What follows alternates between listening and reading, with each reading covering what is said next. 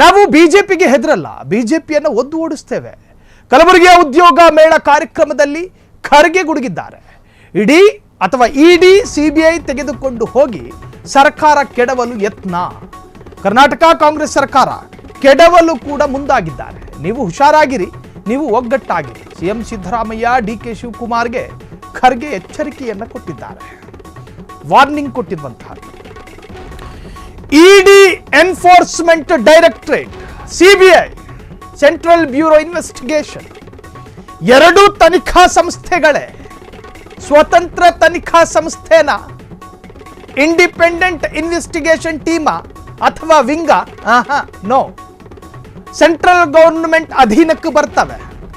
ಈ ಎರಡನ್ನ ಬಳಸಿಕೊಂಡು ರಾಜ್ಯ ಸರ್ಕಾರವನ್ನ ಕೆಡವೋದಕ್ಕೆ ಪ್ಲಾನ್ ಮಾಡಲಾಗಿದೆ, ಷಡ್ಯಂತ್ರ ರೂಪಿಸಲಾಗಿದೆ ಅನ್ನೋದೇ ಖರ್ಗೆ ಪ್ರಶ್ನೆ.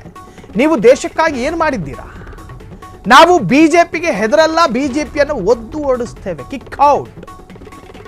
ಕಲಬುರಗಿಯ ಉದ್ಯೋಗ ಮೇಳ ಕಾರ್ಯಕ್ರಮದಲ್ಲಿ ಖರ್ಗೆ ಗುಡುಗು. ಉದ್ಯೋಗ ಮೇಳದಲ್ಲೂ ರಾಜಕೀಯ ಭಾಷಣದ ಅವಶ್ಯಕತೆ ಇತ್ತೇನ್ರಿ? ಇಡಿ ಮತ್ತು ಸಿಬಿಐ ಇವುಗಳನ್ನು ದುರುಪಯೋಗ ಪಡಿಸಿಕೊಳ್ತಾ ಇದೆ ಕೇಂದ್ರ ಸರ್ಕಾರ. ಸೋನಿಯಾ ಗಾಂಧಿ, ರಾಹುಲ್ ಗಾಂಧಿ ಮೇಲೆ ಕೇಸ್ ಮಾಡಿದರೆ ಹೆದರಲ್ಲ.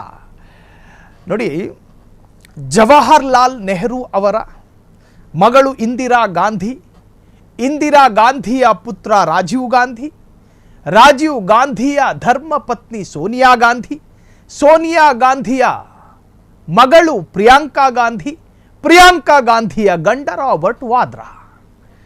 ವಾದ್ರಾನ ಮೇಲೆ ಕೇಳಿ ಬಂದಿರತಕ್ಕಂತಹ ಘನ ಗಂಭೀರ ಆರೋಪ, ಆ ಆರೋಪವನ್ನು ರಾಜಕೀಯ ಪ್ರೇರಿತ ಎಂದು ಹೇಳಲಾಗ್ತಾ ಇದೆ. ಇನ್ನು ಫ್ರೀಡಮ್ ಟಿವಿಯ ನಿರ್ಧಾರದ ಸಾಲುಗಳಲ್ಲ, ಕಾಂಗ್ರೆಸ್ನ ರಾಷ್ಟ್ರೀಯ ನಾಯಕರು, ಎಐಸಿಸಿ ಅಧ್ಯಕ್ಷ ಮಲ್ಲಿಕಾರ್ಜುನ ಖರ್ಗೆ ಇಡಿ ಸಿಬಿಐಗಳನ್ನು ಬಿಟ್ಟು ದುರುಪಯೋಗ ಪಡಿಸಿಕೊಂಡು ಇಡೀ ಕಾಂಗ್ರೆಸ್ ಜಂಘಾಬಲವನ್ನೇ ಒಡೆದುಹಾಕೋ ಪ್ರಯತ್ನಗಳು ನಡೀತಾ ಇದೆ ಎನ್ನುವಂಥದ್ದು ಕಾಂಗ್ರೆಸ್ನ ರಾಷ್ಟ್ರೀಯ ನಾಯಕರಿಂದ ಹಿಡಿದು ರಾಜ್ಯ ಮಟ್ಟದ ನಾಯಕರುಗಳವರೆಗೂ ಕೂಡ ಇದೇ ಆರೋಪ. ಅವರ ಕುಟುಂಬದಲ್ಲಿ 2 ಜೀವ ಹೋದರೂ ಜನರ ಜೊತೆಗೆ ಇದ್ದಾರೆ. ನೀವು ದೇಶಕ್ಕಾಗಿ ಏನು ಮಾಡಿದ್ದೀರಾ? ಖರ್ಗೆ ಪ್ರಶ್ನೆ ಮಾಡಿರೋದು. 2 ಜೀವ ಯಾರ್ಯಾರ್ದು? ರಾಜೀವ್ ಗಾಂಧಿಯನ್ನು ಕೂಡ ಕೊಲ್ಲಲಾಯಿತು, ಇಂದಿರಾ ಗಾಂಧಿಯವರನ್ನು ಕೂಡ ಕೊಲ್ಲಲಾಯಿತು. 2 ಜೀವವನ್ನು ಕಳೆದುಕೊಂಡ ಕುಟುಂಬ ಈವರೆಗೂ ಕೂಡ ಜನಸಾಮಾನ್ಯರ ಜೊತೆಗಿದ್ದಾರೆ. ಈ ಬಗ್ಗೆ ಎಐಸಿಸಿ ಅಧ್ಯಕ್ಷರು ಏನು ಮಾತನಾಡಿದ್ದಾರೆ, ಅವರ ಭಾಷಣದಲ್ಲಿ ಏನೇನು ಉಲ್ಲೇಖ ಆಯಿತು ಕೇಳಿಸ್ಕೊಳ್ಳಿ.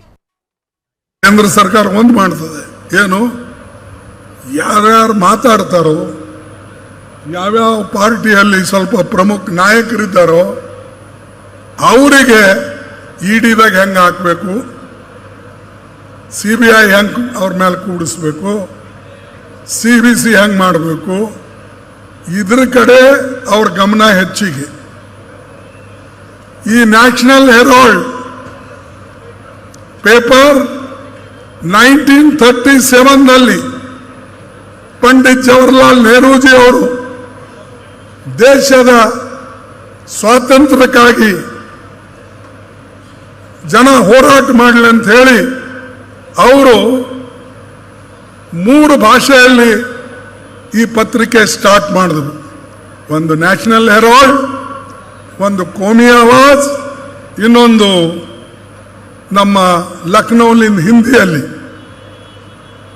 ಒಂದು ಪಟ್ನಾ, ಒಂದು ಹಿಂದಿ ಲಕ್ನೋ, ಇನ್ನೊಂದು ಡೆಲ್ಲಿಯಲ್ಲಿ.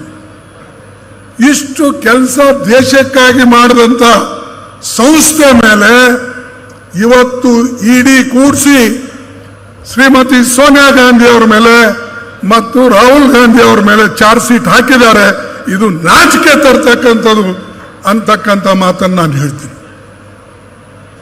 ಏನು ನಿಮ್ಮ ಗಂಟು ಹೋಗಿದೆ? ಏನು ನಿಮ್ಮ ಮನೆ ಗಂಟು ಹೊಡೆದ?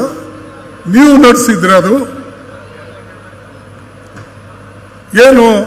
ಇವತ್ತು ಅಲ್ಲಿ ನ್ಯಾಷನಲ್ ಹೆರಾಲ್ಡ್ ನೀವೇನು ಚಂದ ಪಟ್ಟಿ ಕೊಟ್ಟು ಮಾಡಿದ? ನಿಮ್ಮ ಪೇಪರ್ ಇರೋದು ಆರ್ಗನೈಸರ್. ಆ ಆರ್ಗನೈಸರ್ ಜನರ ಬುದ್ಧಿ ಕೆಡಿಸ್ತದೆ ಹೊರತಾಗಿ ದೇಶಕ್ಕೆ ಒಕ್ಕಟ್ಟು ಮಾಡೋದು ಮಾಡಲ್ಲ. ದೇಶಕ್ಕೆ ಒಕ್ಕಟ್ಟು ಮಾಡೋಕ್ಕೆ, ಸ್ವಾತಂತ್ರ್ಯ ಹೋರಾಟಕ್ಕೆ ಈ ನೆಹರೂಜಿ ಅವರು 3 ಪತ್ರಿಕೆಗಳು ಕೆಲಸ ಮಾಡಿದ್ವು. ಆರ್ಗನೈಸರ್ ಏನು ಮಾಡ್ತದೆ? ಮೊನ್ನೆ ಹೇಳಿದ್ದಾರೆ ಆರ್ಗನೈಸರ್ ಅವ್ರು ಏನಂತ. ಈಗ ವಕ್ಫ್ ಬೋರ್ಡ್ ಆಯಿತು, ಮುಂದೆ ಹೆಚ್ಚಿನ ಜಮೀನು ಯಾರ ಹತ್ರ ಇದೆ ಅಂದ್ರೆ ಅದು ಕ್ರಿಶ್ಚಿಯನ್ ಹತ್ರ ಇದೆ. ಬೆಂಬಲದಿಂದ ಹೋರಾಟ ಮಾಡ್ತೇವೆ, ದೇಶ ಒಕ್ಕಟ್ಟಾಗಿಡ್ತೇವೆ, ದೇಶ ಕಟ್ತೇವೆ ಮತ್ತು ಈ ಬಿಜೆಪಿ ಅಂತ ಸರ್ಕಾರಕ್ಕೆ ಒದ್ದು ಓಡಿಸ್ತೇವೆ ಅಂತಕ್ಕಂಥ ಮಾತನ್ನ ನಾನಿವತ್ತು ಹೇಳಿ, ನಮ್ಮನ್ನ ಹೆದರ್ಸಕ್ಕೆ ನೀವು ಈ ಇಡಿ ತಂದು ಚಾರ್ಜ್ ಶೀಟ್ ಹಾಕಿ ಸೋನಿಯಾ ಗಾಂಧಿ ಅವ್ರ ಮೇಲೆ, ರಾಹುಲ್ ಗಾಂಧಿ ಅವ್ರ ಮೇಲೆ ಈ ಕೆಲಸನ ನೀವು ಮಾಡಿದ್ರೆ ಕಾಂಗ್ರೆಸ್ ಬಗ್ತದೆ ಅಂತ ನೀವು ತಿಳ್ಕೊಂಡಿರಿ. ಕಾಂಗ್ರೆಸ್ ಎಂದು ಬಗ್ಗದಿಲ್ಲ. ಯಾರಿಗೂ ಆ ಕೆಲಸ ಏನಪ್ಪ ಅಂತಂದ್ರೆ ಯಾವಾಗಲೂ ಕೂಡ ದೇಶದ ಮುಂದೆ ಧೈರ್ಯದಿಂದ ಒಳ್ಳೆಯದಕ್ಕಾಗಿ ನಾವು ಕೆಲಸ ಮಾಡ್ತೇವೆ.